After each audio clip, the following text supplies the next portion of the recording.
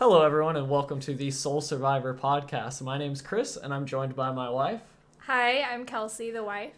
Okay, so we just finished watching Season 1, Episode 1 of Survivor Borneo, which takes place in the middle of the South China Sea, where 16 players were divided into two tribes. We have the Pagong tribe and the Tagi tribe.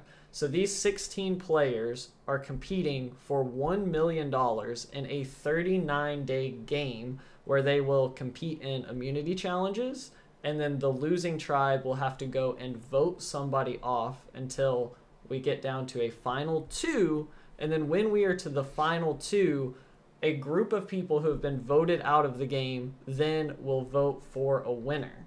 So you have to vote people out, but in such a way that you think at the end of the game they're going to vote for you to win the $1 million prize. So this game has three key parts of the game. There's the outplay, which is your competition in the challenges, your work around camp, things like that. Then there's outwit, which is your social and strategic part of the game. So the social part of the game is a major part of this game because you want to build relationships and trust with people so that they will vote for you at the end, but at the same time, you have to find a way to vote out the people you think are going to beat you. So it's very complex and very nuanced. And then the last part is outlast, which is pretty clear because you want to be the last person and claim that title of Soul Survivor with the $1 million prize. So this being the first full episode that you've watched of Survivor, what are some of your thoughts so far? So you talked about how it gets more like complex later in the show, and how they add more things. And I think I was thinking about you saying that. So in my head, I was just like, oh, this is like a very early version of the show. Mm-hmm. So it's kind of what it's going to be like, but also I know that it's going to like evolve quite a bit. Yes, okay, and so I actually wrote down a lot of things that have changed a lot since Season 1. So in Season 1, they had 2 minutes to get everything off a boat that they could, and that is a staple that does stick around in a lot of seasons, not every season. One of the things I noticed is when they were jumping off the ship, a lot of them were wearing life jackets, and I actually think that's something they don't really provide to players in later seasons. They expect you to know how to swim or get on the life raft. I don't think they provide life jackets in later seasons. They were provided a lot of canned food with some of the stuff that they got off the boat. And in later seasons, they're not given canned food. They're given a bag of rice and a bag of beans. And then eventually they get down to where they're only offered a bag of rice. And then in the newer seasons, seasons 41, 42, 43, they are only given a pot, a machete, and a flint. They're not even given rice. So this is actually kind of an easier version of the game where there's no hidden immunity idols. There's no advantages. They're given lots of food from the beginning. They're still starving, but it's a lot easier than in the later seasons where they have almost no food to go off of. Something interesting that you said as we were watching the show was you were saying you think the game will get easier the more and more people are voted out. And so I'm just curious, why do you think that? When you get a group of people together like that, especially people who don't know each other and people of different ages and like different backgrounds, like it's like we saw in the first few minutes, they just kind of kept arguing about what to even talk about. And like it really seems like the less people there are, and, you know, the more people they vote out of that group, like, the more smoothly things are going to run. Like, that's what I would think. That is interesting. Because you have to get rid of the people who are kind of just not contributing anything. Because if they're not, they're kind of in the way. That does make sense, the idea of, you know, voting out. Personality-wise. Not even, like, the physical work. Like, I'm just saying less personalities might be easier. Yeah, and from just like living in a community, you would think by voting people out, you would make life easier. You would think. But with the complexity of this game, your goal is to win the game. And you have to be sitting next to somebody at the end of the game who could also receive votes from the jury. So the problem is you are trying to do what's best for you to get yourself to the end beside people that you think you can beat, But everybody else is doing that same thing. They're playing the same game. They're saying, who can I sit next to at the end of the game that I think I can beat? So if somebody wants to take you to the end, that could be a good thing for you because you're like, okay, I want to get to the end. But you also have to stop and think, why do they want to take me to the end? If they want to take me to the end, then they think they can beat me. Do I think I can beat them? Why do they think they can beat me? So it does get complex. Also going to be like using you for something, and you have to think like, what is it? Exactly. Even if it's not, like, I'm not saying there's anything wrong with that. I'm just saying, like, if you want to keep somebody around, you have a reason for doing that. And, like, I would want to know, like, somebody's reason for keeping me around. Or voting you out. Because some people get completely blindsided and then don't even know why they were targeted to begin with. So something you hit on was big personalities. And that's definitely something we saw very early in the first episode. So on the Toggy tribe, right away, Rudy starts taking control of the leadership role. He was a Navy SEAL. He's one of the older guys in the game. So he immediately goes to work barking orders, and they pull Kelly Wigglesworth aside, and, you know, she has a one-on-one moment with the camera. She talked about how Rudy really annoyed her there by taking that leadership role. And I think that's something interesting that we see just out in society in general. I feel like it's a pretty even split of people who want order and people who want freedom. And that's something that actually like clashes a lot in the game, not just in this season, but every season. You see certain people who like to step up and take the leadership role, but a lot of times that puts a big target on their back because there's people who want more freedom and don't want to be told what to do. So it's a real balance of, do I step up to be the leader because I think it can help the tribe? Or do I step back because I'm worried that's going to put a target on my back as a player and maybe get me voted out? I know that if I was in this game, like, I would immediately be annoyed by Rudy. But when I stop and think about it, like, I don't think he did anything wrong. Like, it makes sense that somebody would have to, like, step up like that, just to, like, keep everyone on track. But I just know that I wouldn't like being around him. Because I don't like other people telling me what to do, even though somebody has to do it. And I also don't want to be the person telling everyone what to do.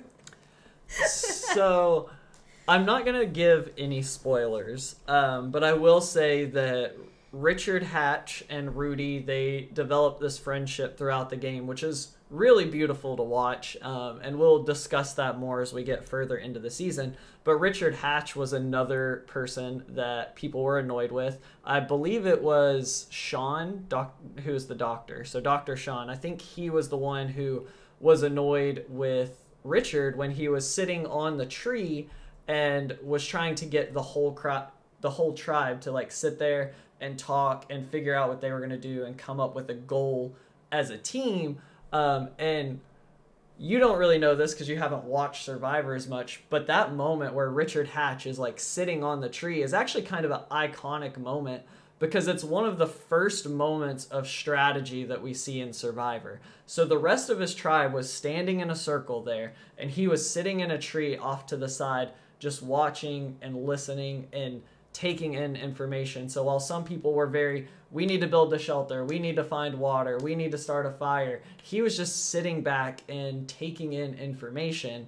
So having only watched one episode, how important do you think that information is in the game versus getting work done, like collecting firewood, starting fire, and things like that?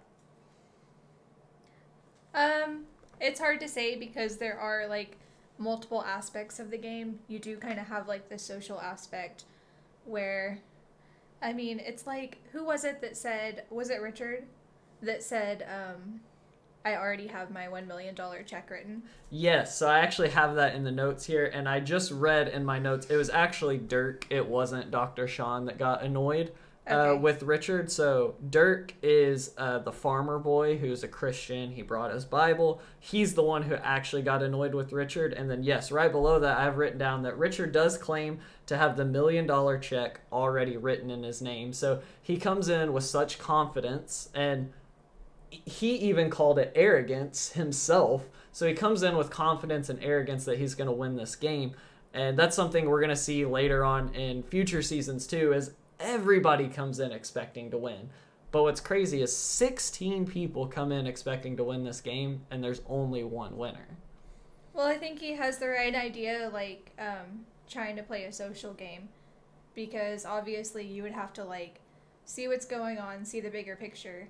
He wants to talk to people and get to know them and kind of just come up with a team purpose. So I can understand that. Like, he's just playing every aspect of the game, and I feel like everybody else is just trying to play, like, the survival aspect of the game, and that was his frustration in that moment. I loved Richard's interaction with Susan because she was saying, oh, I'm a redneck, I don't understand the corporate world, and he's like, this isn't the corporate world, this is just us communicating and trying to put together a game plan. Yeah. And I think Richard was kind of trying to take a leadership role in the way of coming up with a game plan and a goal for the team, but he wasn't as blunt about it as Rudy was. And so I think that kind of makes Rudy and Richard a good pair, because Rudy's up front taking that leadership role and kind of taking the heat, and Richard is trying to kind of take that role, but letting Richard take the heat instead of him. So very early on, like, Richard knows that he doesn't want to be the person barking orders, which I think is a very smart move on his behalf.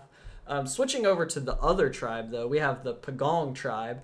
And over there, at the very beginning, we see Bibi, who is one of the other older gentlemen in the game, and Ramona going out and searching for the water well.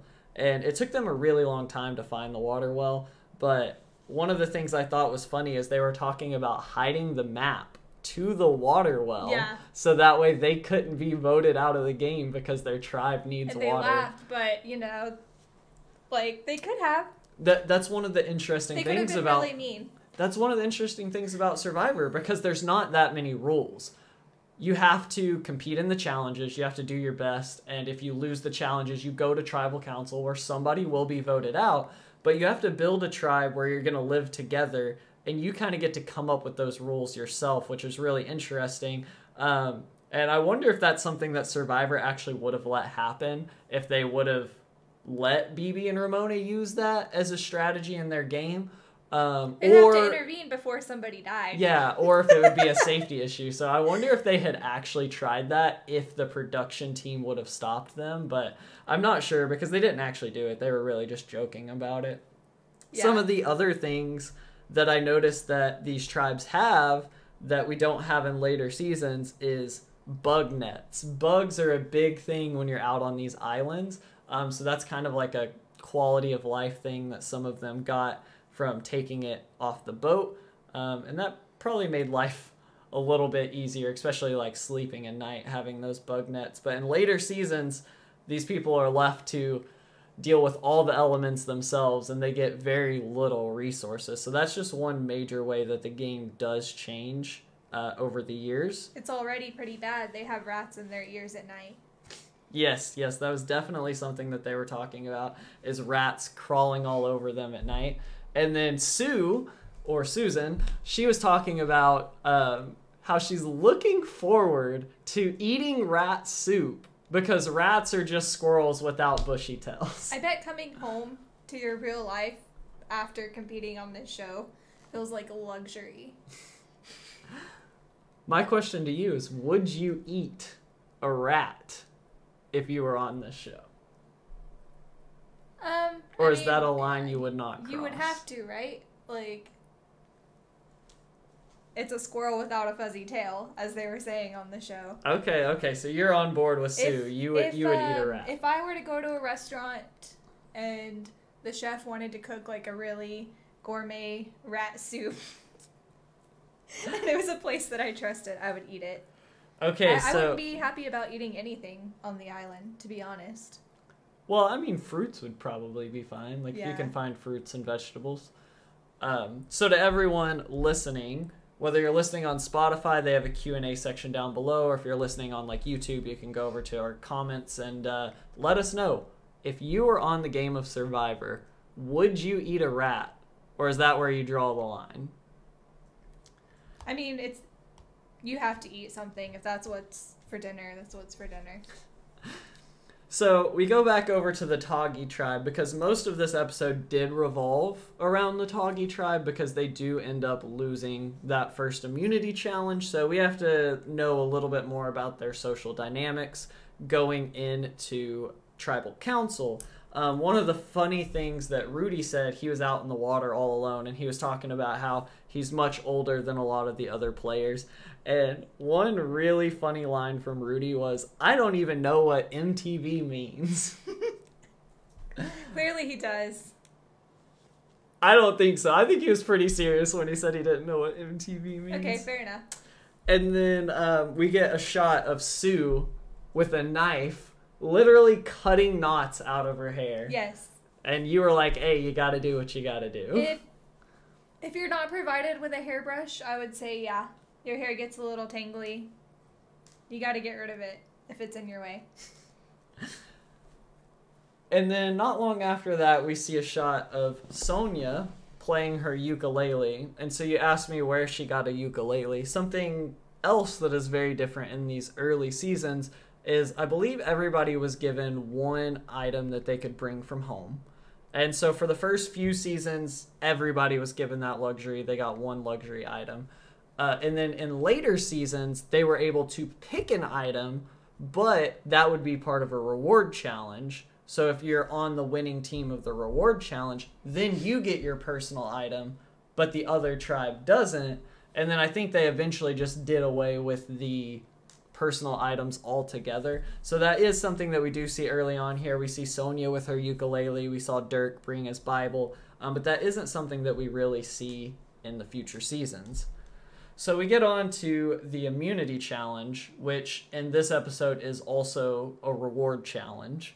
And the reward is 50 waterproof matches, which stuck out to me because typically the first immunity challenge and first reward is flint, which they can use to start a fire. In this case, they actually didn't give them a flint. They went straight with waterproof matches, which is a lot easier to start a fire with a match than it is with a flint. So that stuck out to me. And I also noticed that the challenge wasn't really that difficult. They basically had to carry this raft that had some fire on it and light these torches, but they literally just had to run into a straight line. So it wasn't a super competitive challenge. It wasn't a super hard challenge. So the challenges and gameplay in that aspect definitely do develop over the seasons. But you could see some of the signatures that Survivor is known for is lacking in this first episode. Like Jeff at the beginning of every challenge for the longest time would yell, "Come on in, guys." And then season 41, they changed that to just "come on in," to be more aware of like the pronouns they're using and things like that. But in this episode, it actually just starts with them standing on their mats. He doesn't ever tell them to come in. And then usually throughout these challenges, you hear a lot from Jeff. Like he's narrating what's going on in the challenge. He's motivating them at times, telling them to dig in and fight harder. Oh yeah, that wasn't really a thing this time. Yeah, that wasn't a thing. He was kind of just like a silent observer. Exactly. So he talked a little bit before the challenge and a little bit after, but he was pretty silent observer. So that was one of those things where, you know, he hadn't really grown into his role as the host yet. So that's fun to watch. And I'm, you know, watching like the newest season of Survivor now. And it's interesting just to see how young he looks in the first season because, you know, it's been 22 years now. Mm-hmm. So when we did get to the challenge, though, one of the first things you said was, wow, the camera crew have to get in the water because they do shoot these like underwater angles. And one of the things that I've always been impressed with Survivor is how many different camera angles they can catch without showing any of the cameras in the shot. Yeah. I think that is quite remarkable. But I did feel like their overall first challenge was pretty easy compared to the challenges you see later on in the game. That makes sense. If it starts out perfect, there's no room for growth. Yeah. Another interesting thing is at Immunity Challenge, typically, if you lose the Immunity Challenge, you go to Tribal Council that night. But in this first season, they're actually going to tribal council the next day. So they have all night to talk about it, discuss, sleep on it, talk about it all the next day, and then go to tribal council. But in later seasons, it's you wake up in the morning, you go check tree mail, you see there's a challenge today, you go to the challenge. If you lose, you come back to camp, you're scrambling, you're talking to everybody, who are we going to vote out, who are we going to vote out, and then try and come up with your plan, and then go to tribal council that same night. So it's a very taxing day. You wake up, you have a long journey to your challenge, you compete in the challenge, you walk back to camp. You know, you're scrambling all day, having all these conversations, making all these decisions. You can get very fatigued. Meanwhile, your body is running on no food. You have no energy. And then you have to go to tribal council and vote somebody out and hope that it's not you. Yeah, that is going to make things pretty interesting. Another funny thing at tribal council is in this first season, they actually have like a little chest with the money sitting there by the fire. They definitely don't have that in later seasons. And I don't know why, that just really stuck out to me, and I thought that was pretty funny. The money? Yes, like they the actually prize had, money? yeah, they had the chest full of cash for the prize money. Honestly, it was probably fake money. Yeah, it would But have like to be. it's funny that they have it just like sitting there while they're at tribal council, so they're looking at it, reminded of what they're playing for. So another big difference, just showing like where Jeff hadn't really grown into this role yet, is when they went to vote, he pointed at Sonya and said, "You're first." But in later seasons, Jeff's very good about like always trying to use people's names and pronouncing names correctly, which I've always admired about like his role as the host, is using names and not just being like you or hey or whatever. I did think that was kind of funny. Yeah, He was just like pointing at her, "You're first." it almost sounded unprofessional and also very cold, like Yeah. you're first. And she just got up and did it. Okay, so we see the first vote, and what really stuck out to me about this first episode is it actually didn't show a whole lot of the people running around scrambling, talking about who they're going to No. vote for. It really didn't. Yeah, because that's something you see a lot is like, oh, well, we need to vote for these people, and then you see the other side of the tribe, and they're talking about we need to vote for these people, and then there's usually like one person in the middle who really everything hangs in the balance, and they kind of get to choose who goes home. But we didn't really see a whole lot of that, so we didn't know what to expect going into tribal council.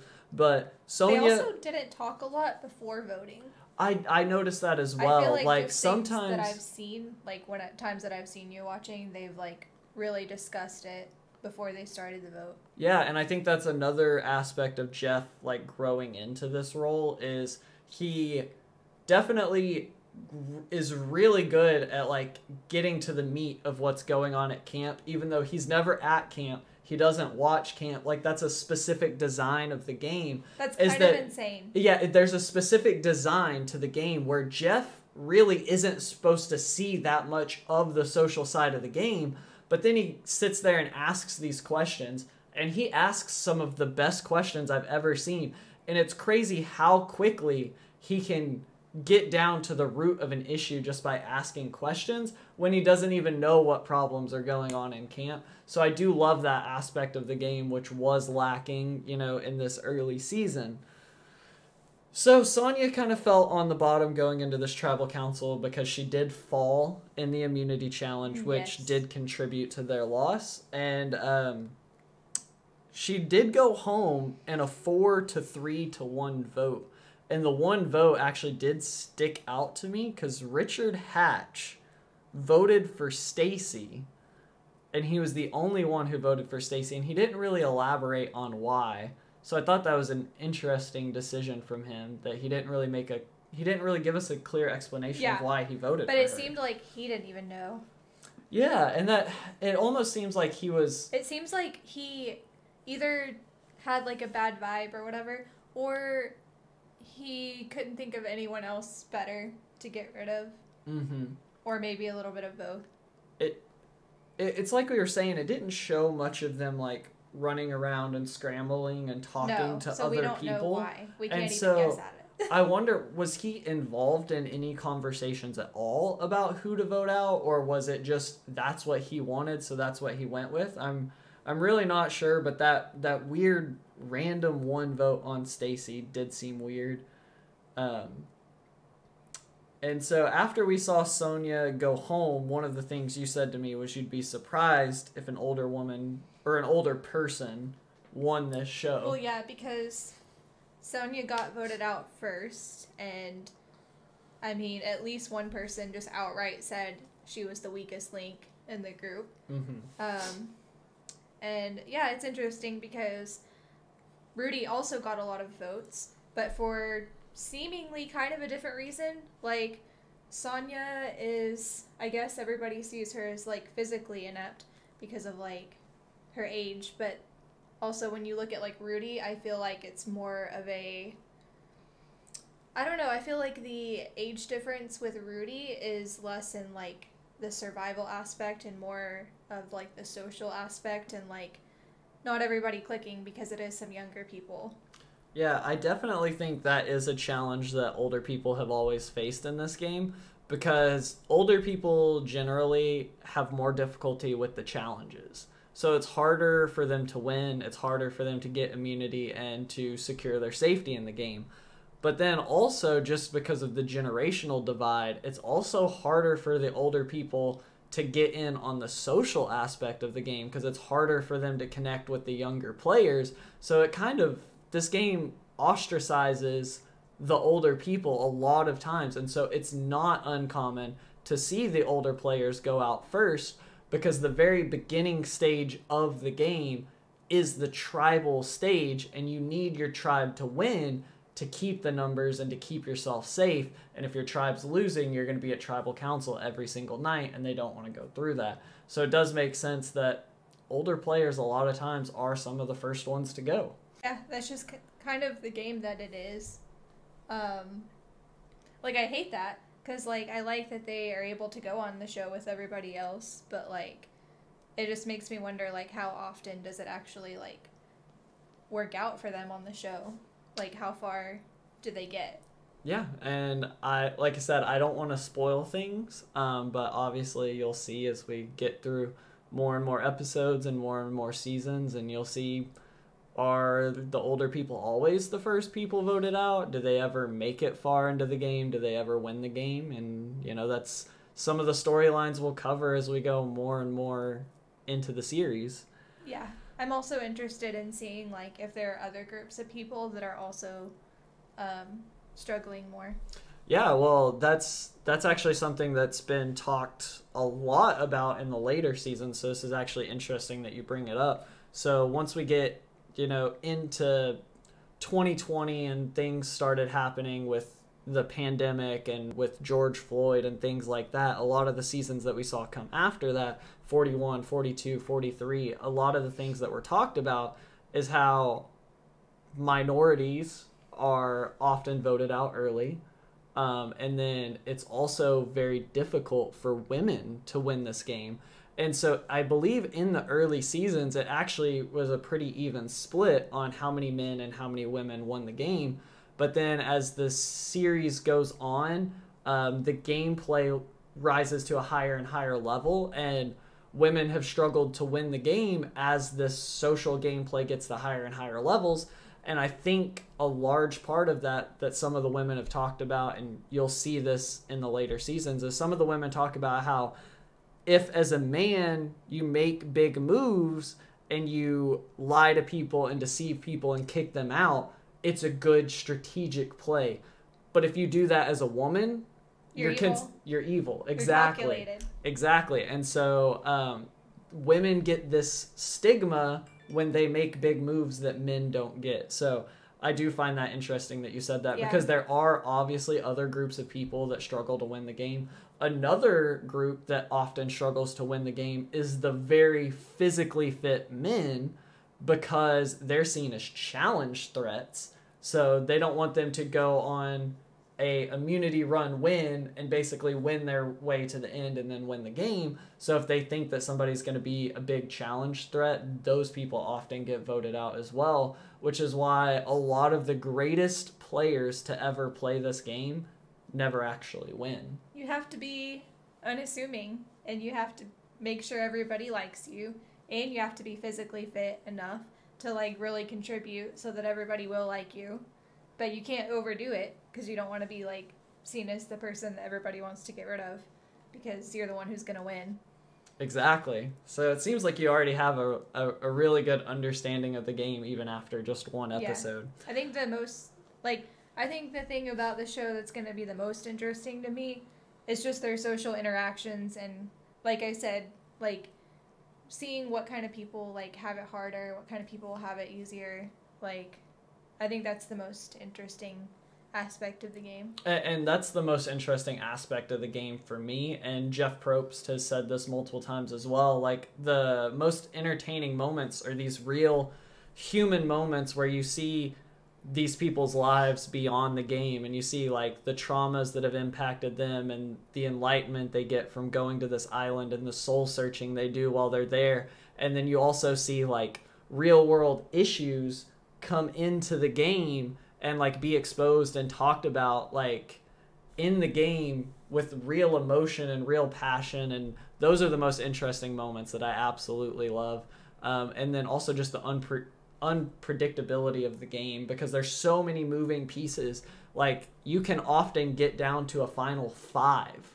You go down from 16 players in this season, but other seasons have 18 or 20 players, and you get down to like 4 or 5, and still sometimes you don't know who's going to win the season because it can be that close of a game, and that's what I absolutely love about it. So yeah. Overall, how do you feel about the show in general after just one episode? Yeah, I think it's a good like glimpse into just like the basics of how the show is set up. I can't remember if you said they keep it consistent with like 2 tribes, or if they have more tribes in the future. Like I don't really remember what you said about that. So a lot of seasons have 2 tribes, and then some seasons do have 3. So those are very entertaining seasons where they split them up into 3. So, because if you have a season with 18 players, and instead of starting them out on 2 tribes of 8 like it is in this first season, they're divided into 3 tribes of 6. So then when you lose an immunity challenge, there's even less room to hide because there's less players on your tribe to begin with.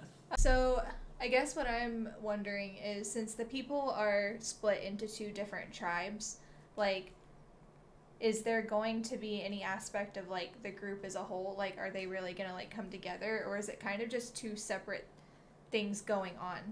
Okay, that's an interesting question, because there actually does seem to be 3 major points in the game. So there's the tribe aspect of the game where they're divided into 2 tribes. Yeah. And so you have to try and survive on your tribe. Then in later seasons, this doesn't happen in the earlier seasons, but then in the later seasons there are tribe swaps. So they will show up to a challenge thinking they're about to compete in a challenge, and Jeff will say, drop your buffs, it's time for a tribe swap. And then they randomly draw buffs to put them on new tribes with new people and have to form new relationships, and they're basically starting over in the middle of the game. And then they'll compete like that for a while, still voting some more people out. And then the third critical point in the game is the merge. And so the merge is when all the remaining tribe members, no matter which tribe you're on, come together and form one giant tribe. And at that point, they stop competing for tribal immunity and start competing for individual immunity. So at that point, one person will be safe at tribal council while everyone else is at risk of getting voted out. And then that takes us towards the end of the game. And at the very end of the game, you usually, in the earlier seasons, they have 2, but in the later seasons, they have 3 at the end, and sometimes they swap it back and forth. You can never know what's going to happen on Survivor. So you could go in one season thinking, okay, I got to make it to the final 2, and it turns out there's a final 3. Or one season you can be like, hey, I need to make it to the final 3, and you find out, hey, this season it's actually just a final 2. So that's another interesting thing, is that does change. But when you get to that final tribal council, whether it's 2 or 3, the power switches from the players in the game to the players that are on the jury, who then get to vote for a winner. So there's like 4 really key points in the game. So you have your original tribes, your tribe swaps, your merge, which it becomes an individual game, and then the jury's decision. So 4 major aspects to the game. Okay, so we have 16 players in this inaugural season of Survivor. Do you have a guess at who would be the winner of the game? And do I need to read you a list of the players' names? Okay, read the list of names. Okay, so we have Richard Hatch, which is the communications major. I think you know who that is. There's Rudy. You know who that is. Sonia, which you already know that Sonia doesn't win the game as she was the first person voted out. We have Gretchen, who was the person trying to talk BB down when he was overworking himself on the shelter, which we didn't even really discuss that here. There's Kelly Wigglesworth. She is the person who got annoyed with Rudy at the very beginning when they first got to the island. Okay. Then we have Susan, who's the truck driver redneck. Okay. And then we have Stacy, who Richard ended up voting for. Jervis, who is on the Pagong tribe, so we haven't seen a whole lot from him yet. Ramona, who went to the water well with BB. We have Dirk, who is the Christian who brought his Bible. He's also a farmer. And then we have Joel. Was that the doctor? No, Sean is the doctor. They all look... This is the guy from Little Rock. From Little Rock. Yes. Okay. So then there's Joel, which we haven't seen much from him in the game so far. Then we have Greg, who is the blonde-haired guy on Pagong. We haven't seen a whole lot from him yet. There's Jenna, which you're going to love Jenna. She's one of the best players. I love her so much. Know who that is. You don't know who she is because they barely showed her in this first episode. But my God, I love her to death. She plays multiple seasons. She's such a sweetheart. She's always talking about her 2 daughters. One of my favorite players to watch play the game. And then we have... Can you show me a picture of her? Yeah. You said that they barely showed her, so I doubt I'll recognize her. Okay, this is her. Okay. Yeah, I don't know much about her. Okay, and then there is Colleen, which she's the girl who has like the shorter hair, super skinny. Hasn't shown a lot about her either yet in the game. Then we have Sean, who is the doctor, and then the last player is BB, which is the older gentleman working on the shelter at the Pagong tribe. So out of the 16 players in season 1, after just 1 episode, who would you guess wins the game? Well, you were right to tell me that I will have no clue on episode 1. It really just seems like a group of people. Like, I could see any of them winning.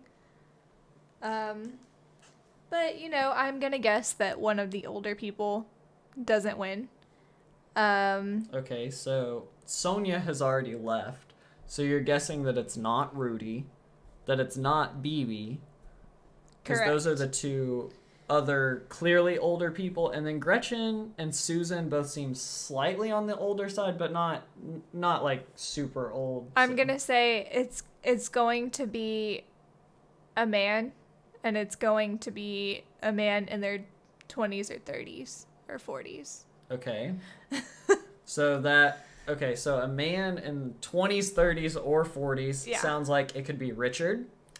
Sounds like it could be Jervis, Dirk, Joel, Greg, or Sean. Joel, Dirk, Greg, or Sean. I do not know the difference between Richard. any of them. That's funny. So Dirk, Joel, Greg, and Sean, you don't know the difference between any of them. Well, Sean's the doctor. So we did see a little bit from... I don't remember much about his personality. Yeah, they didn't show much of him. Who's the one with the Bible? That's Dirk. Okay. What else did he do? They didn't show much of Dirk in this first episode. They did show him getting annoyed with Richard when Richard was, like, trying to talk to the Is he the one that was like, and I don't like those kinds of people? Yes, that was him. Okay, you know what? Since I don't have anyone and I don't want to name somebody that I don't really know, I'm just gonna go with him. With Dirk? Yeah. Okay, so... You're gonna. I can't really really picture him winning right now. I can't picture any of them winning. Well, that's how episode 1 of every season starts out. You're introduced to, 16, 18, 20 new players, and you don't know any of them. So most of the time, you're like, I can't see any of these people winning. But then throughout the game, as they vote people out, as they make big moves, as they make strategic decisions, you start to see who deserves to win this game. But even that is interesting because you start to see who deserves to win the game, but then other players start noticing who deserves to win the game, and then those people have the target on their back and potentially could get sent home. So it's very interesting how it develops. How would you be good at this game? Like, it really feels like you just have to, like, get lucky and win. I know that's not the case, but there's a lot left up to chance. There is a lot left up to chance in this game. And then there are good players, there are great players, and then there are winners. Is it ever, like, a character that you think shouldn't win? Like, they're just really bad and they end up winning? Okay, so there's actually... so this is one of... I'm glad you brought this up as we were about to wrap up this episode. So there actually is one winner that I did not like her gameplay. There are a lot of controversial winners, but... Well, you would kind of have to be sometimes to win. Exactly. So in my opinion, like, I don't really care if you're a controversial winner. A winner is a winner. You did something that so few people have done. After 43 completed seasons, because they're currently working on season 44 right now. Well, it's actually coming out. Season 44 is coming out right now, but it's not completed. So after 43 seasons, there have been 41 winners because 2 people have won twice. So there's only 41 people in the world that have won this game. So it doesn't matter how you win. If you win, you deserved that win no matter what. And that's something we do see later on in Winners at War. We see some of these winners talking about how they struggled with feeling like they didn't deserve their win, which is actually pretty sad. And that was like one of the really touching moments of season 40. And we'll definitely get there, but we've got a long way to go. But there is one winner. I did not like her gameplay. It was very early on. I don't want to say the season because I don't want to let you know that season... Yeah. It is a female that wins, so I don't want to tell you which season it is. But after some of the things that have happened in the later season, I'm interested to going back and watching her season, and then maybe I will have more respect for how she played the game. I wonder if I'll be able to guess just knowing the kind of people that you don't like. Well, it's not anything about somebody that I wouldn't like personally. I didn't think she had the best game. I think she really... spent the entire game on the bottom, scrambling. I felt like her moves were sloppy. But the more and more I think about it, like looking back, I was like, I think she actually did play a really good game. And so I think going back and rewatching that season might really change my perspective. And so that's one of the things that I'm most looking forward to rewatching the show with you. Yeah. Is watching that season, and maybe that changes how I look at her as a player. Well, I think we've had a very good first episode here. I'm looking forward to watching episode 2 with you next week. So we have your prediction of Dirk winning the game. You'll be able to make a prediction every single week. Okay. So you It'll will get have easier every week. You will have multiple predictions, and we will see if any of them end up being right. Any of them. All right. Thank you so much for listening to Soul Survivor. I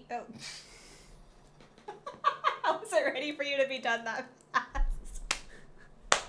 That's so funny. I want to leave that in the episode. We're going to leave this in the episode.